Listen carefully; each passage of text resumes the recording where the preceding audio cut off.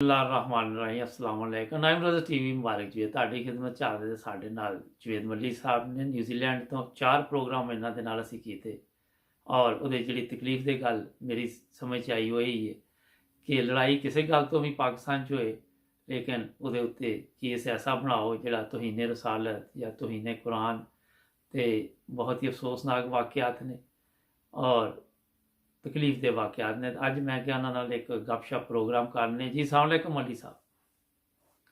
वालेकुम सलाम वरहमतुल्लाह। मली साहब बहुत अफसोसनाक दास्तान सी साडी। इहदे मैं सिर्फ ये दो छोटा जिहा पुछांगा उहदे नाल तुहाडा कारोबार डिस्टर्ब हो गया होना, सब कुछ डिस्टर्ब होया होना। नहीं जी, ਉਹਦੇ ਵਿੱਚ ਸੂਰਤ ਹਾਲ ਮੈਂ ਥੋੜੀ ਜਿਹੀ ਉਹਦੀ ਵੀ ਥੋੜੀ ਵਜ਼ਾਹਤ ਕਰਦਾ ਇਹਦੇ हाँ जी, मुख्तसर जरा please। ਅਗਰ ਮੇਰੇ ਦੋਸਤ ਬਾਬ ਸੁਣਨ जी जी ਤੇ ਉਹਨਾਂ ਨੂੰ ਕਲੀਅਰ ਹੋ ਜੇ ਕਿ ਬੜਾ ਲਾਸ ਹੋਇਆ ਪੈਸੇ ਦੇ ਹਵਾਲੇ ਨਾਲ ਵੀ। जी जी ਜਿਹੜੇ ਲੋਕਾਂ ਕੋਲ ਲੈਣੇ ਸਨ ਆਧਾਰ ਦਿੱਤਾ ਸੀ ਉਹ ਨਾ ਮਿਲਿਆ। वो भी नहीं मिलिया। ਜਿਹੜਾ ਇਨਵੈਸਟਮੈਂਟ ਕੀਤੀ ਸੀ ਪੈਪਸੀ ਚ, ਕੋਕ ਚ, ਸ਼ਜ਼ਾਨ ਚ, जी जी ਸ਼ਜ਼ਾਨ ਵਾਲੀ ਤੇ ਕਲੈਕਟ ਹੋ ਗਈ ਸਾਰੀ जी जी ਤੇ ਜਿਹੜੀ ਕੋਕ ਔਰ ਪੈਪਸੀ ਦੀ ਸੀ ਉਹ ਵੀ ਇਨਵੈਸਟਮੈਂਟ ਕੋਈ ਥੋੜੀ ਜ਼ਾਇਆ ਹੋ ਗਈ ਜ਼ਿਆਦਾਤਰ। अच्छा जी शजान चो कुछ मिली वसूल होई वो शजान चो इस तो मिल गई कि वो भी अहमदी सन ना। ਹਾਂਜੀ ਐਮ ਜੀ ਸਨ। ठीक है ਤੇ ਉਹਦੇ ਵਿੱਚ ਇਹ ਸੂਰਤ ਹਾਲ ਹੋ ਗਈ ਕਿ ਉਸ ਤੋਂ ਬਾਅਦ ਪੋਜੀਸ਼ਨ ਇਹ ਰਹਿ ਗਈ ਕਿ ਮੇਰੇ ਸਾਡੇ ਜਿਹੜੇ ਮੁਹਤਰਮ ਉੱਥੋਂ ਦੇ ਮਰਬੀ ਸਿਲਸਿਲਾ ਸਨ ਉਹਨਾਂ ਨੇ ਮੈਨੂੰ ਇਹ ਗੱਲ ਕੀਤੀ ਕਿ ਇਨਸ਼ਾਅੱਲਾ ਜਿਹੜੀ ਪਹਿਲੀ ਤਰੀਕ ਤੇ ਲੋਕ ਚਲੇ ਗਏ ਨੇ ਤੇਰੀ ਜ਼ਮਾਨਤ ਦੇ ਦੌਰਾਨ ਉਸ ਤੋਂ ਬਾਅਦ ਕੋਈ ਮੌਲਵੀ ਨਹੀਂ ਆਏਗਾ। अच्छा ਅੱਲਾ ਦੇ ਫਜ਼ਲੋ ਕਰਮ ਨਾਲ।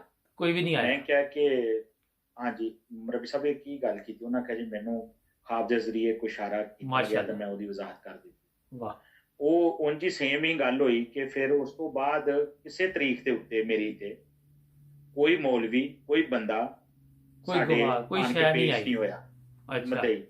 ਅਤੇ ਜੋ ਝੂਠ ਸੀ ਸਾਰਾ ਕੋਈ ਝੂਠ ਹੋਏ ਤੇ ਇਹੀ ਹੁੰਦਾ ਨਾ ਫਿਰ। ਬਿਲਕੁਲ ਕੋਈ ਬੰਦਾ ਨਾ ਆ ਸਕਿਆ ਨਾ। हाँ जी ਤੇ ਉਹ ਅੱਲਾ ਨੇ ਬੜੀ ਇੱਜ਼ਤ ਰੱਖੀ ਔਰ ਅੱਲਾ ਨੇ ਬੜੇ ਖਾਸ ਫਜ਼ਲ ਤੇ ਰਹਿਮ ਕੀਤਾ। ਫਿਰ ਪਾਕਿਸਤਾਨ ਤੋਂ ਤੁਸੀਂ ਇਸ ਮਲੇਸ਼ੀਆ ਆ ਗਏ। ਹਾਂਜੀ ਮੈਂ ਬਦੋਮਲੀ ਛੱਡਣ ਦੀ ਛੋਟੀ ਜਿਹੀ ਦਾਸਤਾਨ ਸੁਣਾਉਣਾ ਪਸੰਦ ਕਰਾਂਗਾ। हाँ जी मुख्तसर ਬਦੋਮਲੀ ਛੱਡਣ ਦੀ ਵਜ਼ਾਹਤ ਇਹ ਹੋਈ ਕਿ ਜਦੋਂ ਮੈਂ ਜ਼ਮਾਨਤ ਹੋ ਗਈ ਤੇ ਮੈਂ ਚਲਾ ਗਿਆ। जी जी ਮੈਂ ਮਹਫੂਜ਼ ਜਗ੍ਹਾ ਤੇ ਆਪਣੇ ਆਪ ਬਦੋਮਲੀ ਛੱਡ ਦਿੱਤੀ ਤੇ ਦੋਸਤ ਅਹਿਬਾਬ ਨੇ ਮਸ਼ਵਰਾ ਦਿੱਤਾ ਹੈ ਕਿ ਤੁਸੀਂ ਬੱਚਿਆਂ ਨੂੰ ਉੱਥੇ ਬਦੋਮਲੀ ਰਹਿਣ ਦਿਓ, ਤੁਹਾਡੇ ਬੱਚੇ ਪੜ੍ਹਦੇ ਨੇ ਉੱਥੇ ਪੜ੍ਹਨ।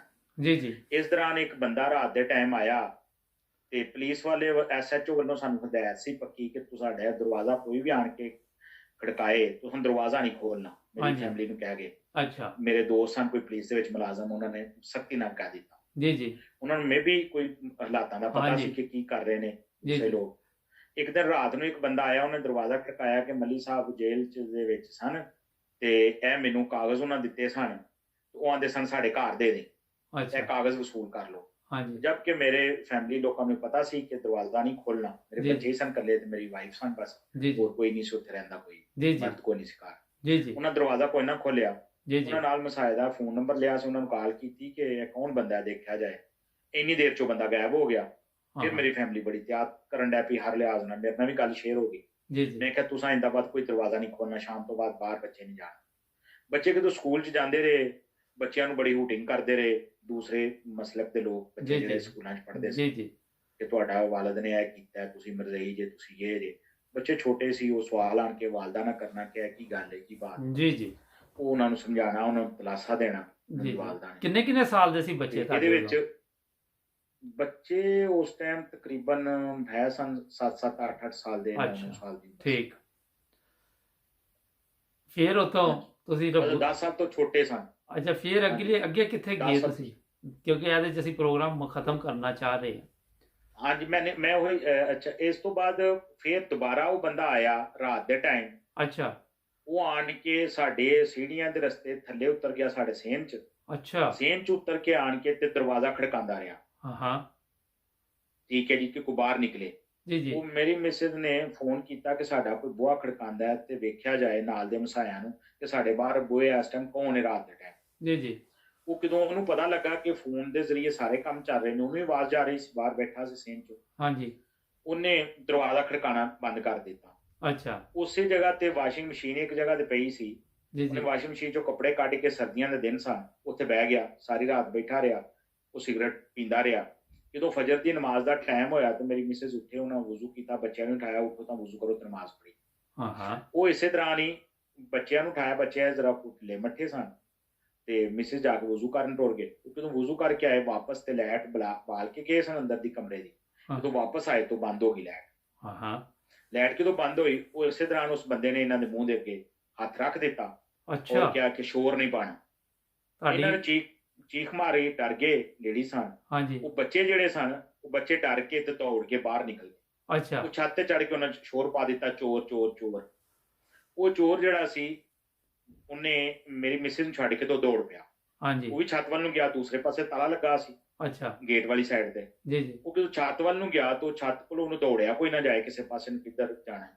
ਫਿਰ ਉਹਨੇ ਆਖਰਕਾਰ ਕਿਹੜੀ ਸਾਈਡ ਤੋਂ ਦੀ ਆਇਆ ਸੀ ਨਾ, ਉਹ ਸਾਈਡ ਤੇ ਭੱਜ ਗਿਆ ਉਹ। ਅੱਛਾ ਚਲੋ ਲੋਕਾਂ ਦੇ ਛੱਤਾਂ ਤੋਂ ਛਾਲਾ ਮਾਰਦਾ ਗਿਆ, ਲੋਕ ਡਰਦੇ ਰਹੇ, ਕਈਆਂ ਦੇ ਛੱਤ ਨੀਵੇਂ ਸਨ, ਕਈਆਂ ਦੇ ਉੱਚੇ ਸਨ। ਉਹ ਕਿਹਨਾਂ ਦੇ ਨੀਵੇਂ ਸਨ, ਡਰ ਗਏ ਕਿ ਸਾਡੇ ਛੱਤ ਨੂੰ ਪਤਾ ਨਹੀਂ ਕੀ ਹੋਇਆ, ਅੱਛਾ ਮਤਲਬ ਛੱਤ ਡਿੱਗ ਪੈਣ ਲੱਗਾ। ਜੀ ਜੀ ਉਹ ਬੰਦਾ ਦੌੜ ਗਿਆ। ਮੈਂ ਉਦੋਂ ਮੈਨੂੰ ਵੀ ਪਤਾ ਲੱਗ ਗਿਆ, ਮੈਂ ਆਪਣੇ ਅੰਮੀ ਅੱਬੂ ਕੋਲ ਸਾਂ। ਉਸੇ ਦਿਨ ਰਾਤ ਨੂੰ ਮੈਂ ਆਇਆ ਸਾਂ, ਹਾਂਜੀ ਕਿਤੇ ਹੋਰ ਜਗ੍ਹਾ ਤੇ ਸਾਂ, ਪਰ ਉਸੇ ਦਿਨ ਰਾਤ ਨੂੰ ਮੇਰੀ ਤਰੀਕ ਵੀ ਸੀ ਉਦਣ ਹੀ ਰਾਤ ਨੂੰ ਮੈਂ ਵਾਪਸ ਆਇਆ ਸੀ। ਹਾਂਜੀ ਤੇ ਇਹ ਮੁਖਬਰੀ ਸੀ ਉਹਨੂੰ ਪੂਰੀ ਕਿ ਉਹ ਵੀ ਰਾਤ ਨੂੰ ਆ ਗਿਆ, ਇੱਕ ਅੱਛਾ। ਘਰ ਹੀ ਹੋਣਾ। ਜੀ ਜੀ ਮੈਂ ਫਿਰ ਗਿਆ, ਸਵੇਰ ਮੈਨੂੰ ਫੋਨ ਕਿਦੋਂ ਆ ਗਿਆ ਬੱਚਿਆਂ ਦਾ। ਜੀ ਜੀ ਮੈਂ ਗਿਆ ਤੇ ਜਾ ਕੇ ਪਤਾ ਕੀਤਾ ਕਿ ਫੋਨ ਚੁੱਕ ਕੇ ਲੈ ਗਿਆ ਉਹ ਬੰਦਾ। ਅੱਛਾ ਠੀਕ ਹੈ ਜੀ। ਔਰ ਉਹਨੇ ਇਹ ਹਰਕਤ ਕੀਤੀ। ਅਸਾਂ ਪੁਲਿਸ ਨੂੰ ਇਤਲਾਹ ਦਿੱਤੀ, ਜਾ ਕੇ ਪਿੱਛੇ ਉਹਦਾ ਖੁਰਾ ਸ਼ੁਰਾ ਚੈੱਕ ਕੀਤਾ ਸਾਰਾ। ਛੱਤਾਂ ਦੇ ਉੱਤੇ ਜਿਹੜੇ ਪੱਕੇ ਛੱਤ ਸਨ, ਉੱਤੇ ਤਾਂ ਨਾ ਪਤਾ ਲੱਗਾ, ਜੀ, ਜੀ। ਪੱਕੇ ਛੱਤ ਸਨ ਜੀ ਜੀ ਉਹ ਮਿੱਟੀ ਵਾਲੇ, ਉਹਨਾਂ ਦੇ ਉਹਦੇ ਪੈਰਾਂ ਦੇ ਨਿਸ਼ਾਨ ਲੱਗੇ, ਉਹ ਦੇਖੇ ਗਏ। ਫਿਰ ਮੇਰੇ ਅੰਮੀ ਔਰ ਅੱਬੂ ਕਹਿਣ ਲੱਗੇ ਕਿ ਅਸਾਂ ਬਦੁਮਲੀ ਚ ਨਹੀਂ ਰਹਿਣਾ। ਠੀਕ ਠੀਕ ਹੈ ਜੀ। ਜਦ ਕਿ ਸਾਡੀ ਉੱਥੇ ਜ਼ਮੀਨ ਵੀ ਐਸੀ, ਜ਼ਰੀ ਜ਼ਮੀਨ ਵੀ ਸੀ, ਦੂਸਰੀ ਵੀ ਸੀ, ਘਰ ਵੀ ਸਾਡਾ ਆਪਣਾ ਸੀ। ਜੀ ਜੀ ਫਿਰ ਅੰਮੀ ਅੱਬੂ ਨੇ ਮੈਨੂੰ ਜ਼ਿੱਦ ਕਰਕੇ ਤੇ ਉੱਥੋਂ ਸਾਨੂੰ ਸ਼ਿਫਟ ਕਰ ਲਿਆ ਅੱਛਾ ਆਪਣੇ ਕੋਲ। ਠੀਕ ਠੀਕ ਹੈ ਜੀ। ਅਸੀਂ ਫਿਰ ਉਹਨਾਂ ਦੇ ਕੋਲ ਹੀ ਰਹਿਣਾ। ਅੱਛਾ ਹੁਣ ਚੰਦ ਮਿੰਟ ਰਹਿ ਗਏ ਨੇ, ਇਹਦੇ 'ਚ ਮੁਖਤਸਰ ਦੱਸੋ ਕਿ ਫਿਰ ਤੁਸੀਂ ਇੱਥੇ ਨਿਊਜ਼ੀਲੈਂਡ ਕਿੰਜ ਪਹੁੰਚੇ, ਥੋੜਾ ਜਿਹਾ ਵੀ ਅਸੀਂ ਜਾਣਨਾ ਚਾਹਾਂਗੇ। ਹਾਂਜੀ, ਉਹਦੇ ਵਿੱਚ ਇਹ ਚੀਜ਼ ਹੈ ਕਿ ਮੈਂ 2013 ਦੇ ਵਿੱਚ ਪ੍ਰੋਗਰਾਮ ਬਣਾਇਆ। ਅੱਛਾ ਮੇਰੇ ਦੋਸਤ ਇੱਕ ਨੇ ਮਸ਼ਵਰਾ ਦਿੱਤਾ ਕਿ ਤੂੰ UNHCR ਤੇ ਜਾ ਕੇ ਕੇਸ ਕਰ ਲੈ, ਤੇਰੇ ਵਾਸਤੇ ਫਾਇਦੇ ਨਹੀਂ, ਕਿਤੇ ਨਿਕਲ ਜਾਏਗਾ।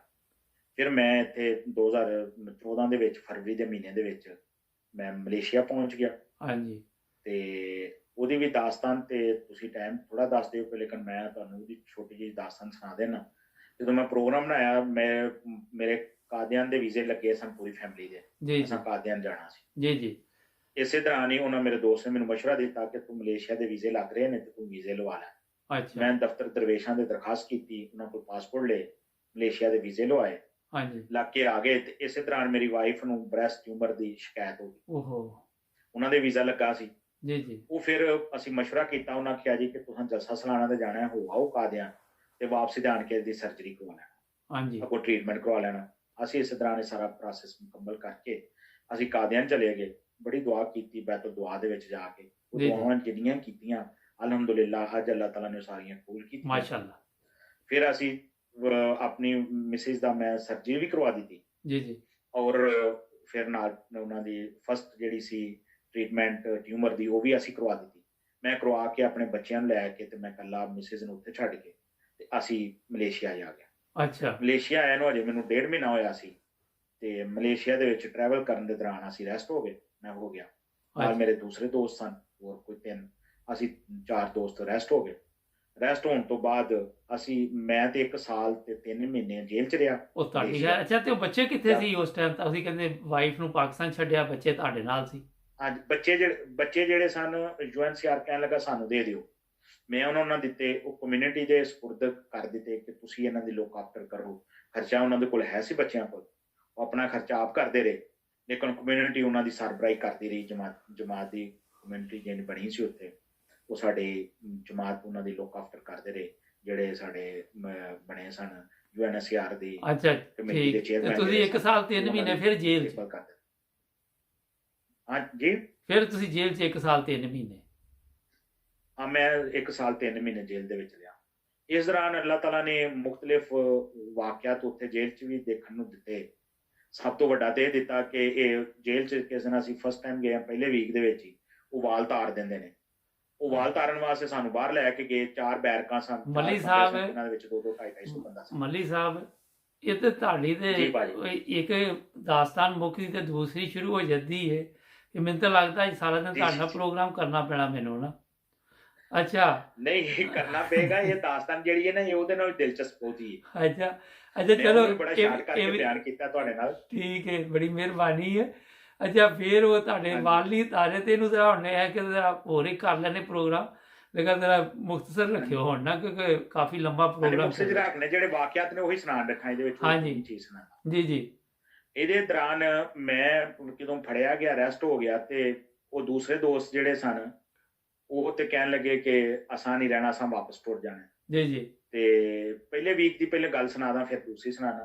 ਪਹਿਲੇ ਵੀਕ ਚ ਉਹ ਵਾਲ ਤਾਰ ਦਿੰਦੇ ਨੇ, ਹਾਂਜੀ ਜਦੋਂ ਬੰਦੇ ਨਵੇਂ ਫੜ ਕੇ ਆਉਂਦੇ ਨੇ ਉਹਨਾਂ ਦੇ ਵਾਲ ਛਾਲ ਦਾੜੀ ਛਾੜੀ ਮੁੰਨ ਦਿੰਦੇ ਨੇ। ਅੱਛਾ ਸਿੱਖਾਂ ਦੀ, ਜਦ ਕਿ ਮਲੇਸ਼ੀਆ ਜੇਲ੍ਹ ਚ ਨਹੀਂ ਆਰਡਰ ਹੈਗਾ ਸਿੱਖਾਂ ਦੇ ਵਾਲ ਮੁੰਨਣ ਦਾ ਔਰ ਦਾੜੀ ਮੁੰਨਣ ਦਾ। ਜੀ ਜੀ ਇਸੇ ਦੌਰਾਨ ਉਹਨਾਂ ਨੇ ਸਾਨੂੰ ਜਦੋਂ ਬਾਹਰ ਚੌਂ ਬੈਰਕਾਂ ਦੇ ਲੋਕਾਂ ਨੂੰ ਕੱਢਿਆ, 200-250 ਬੰਦਾ ਸੀ ਇੱਕ ਬੈਰਕ ਚ। ਜੀ ਜੀ ਉਹਨਾਂ ਸਾਨੂੰ ਲਾਈਨ ਚ ਬਿਠਾ ਦਿੱਤਾ, ਇਹਨਾਂ ਦੇ ਵਾਲ ਕੱਟੇ ਜਾਣੇ ਨੇ। ਜੀ ਜੀ ਜਦੋਂ ਸਾਡੇ ਕਮਰੇ ਦੀ ਵਾਰੀ ਆਈ, ਸ਼ੁਰੂ ਹੋਈ, ਔਰ ਜਿਹੜੀ ਲਾਈਨ ਚ ਅਸੀਂ ਬੈਠੇ ਸਾਂ ਉਹ ਲਾਈਨ ਦੀ ਵਾਰੀ ਸ਼ੁਰੂ ਹੋਈ, ਤੇ ਮੇਰੇ ਜ਼ਿਹਨ ਚ ਇੱਕ ਗੱਲ ਆਈ ਕਿ ਯਾਰ ਸੁਣਨ ਚ ਆਇਆ ਕਿ ਜਿਹੜਾ ਟਿੰਡ ਕਰਵਾਉਣਾ ਹੈ ਇਹ ਕੋਈ ਕੰਮ ਠੀਕ ਨਹੀਂ, ਹੱਜ ਤੋਂ ਇਲਾਵਾ ਟਿੰਡ ਕਰਾਣੀ ਕੋਈ ਠੀਕ ਨਹੀਂ ਹੈਗੀ।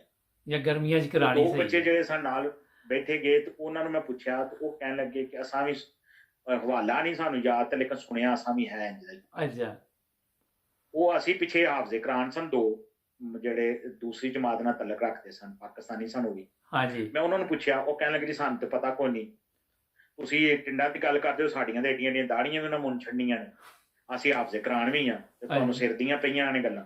ਠੀਕ ਉਹ ਮੈਂ ਕਿਹਾ ਨਹੀਂ, ਅੱਲਾਹ ਤਾਲਾ ਫਜ਼ਲ ਕਰਦਾ, ਜੇ ਦੁਆ ਕਰੀਏ ਤਾਂ ਅੱਲਾਹ ਤਾਲਾ ਫਜ਼ਲ ਕਰ ਦਿੰਦਾ, ਤੇ ਹਾਂਜੀ ਦੁਆ ਦੇ ਜ਼ਰੀਏ ਟਾਲ ਦਿੰਦਾ ਇਹ ਚੀਜ਼ਾਂ। ਜੀ ਜੀ ਉਹ ਕਹਿਣ ਲੱਗਾ ਕਿ ਜੇ ਫਿਰ ਤੁਹਾਡੀ ਦੁਆ ਹੀ ਨਹੀਂ ਕੰਮ ਕਰਦੀ, ਅੱਜ ਕਰਵਾਓ ਹਾਂ ਦੁਆ ਕੋਲ ਕੰਮ। ਹਾਂਜੀ ਮੈਂ ਮੁੰਡਿਆਂ ਦੂਸਰੇ ਦੋਸਤਾਂ ਨੂੰ ਵੀ ਕਹਿ ਦਿੱਤਾ ਕਿ ਯਾਰ ਤੁਸੀਂ ਵੀ ਦੁਆ ਕਰੋ, ਹਾਂਜੀ ਤੇ ਦੁਆ ਕਰੀਏ ਕਿ ਜੇ ਕੰਮ ਨਹੀਂ ਠੀਕ ਤੇ ਸਾਨੂੰ ਟਾਲਿਆ ਜਾ। ਜੀ ਜੀ ਤੇ ਫਿਰ ਅੱਲਾਹ ਦੀ ਸਪੁਰਦ।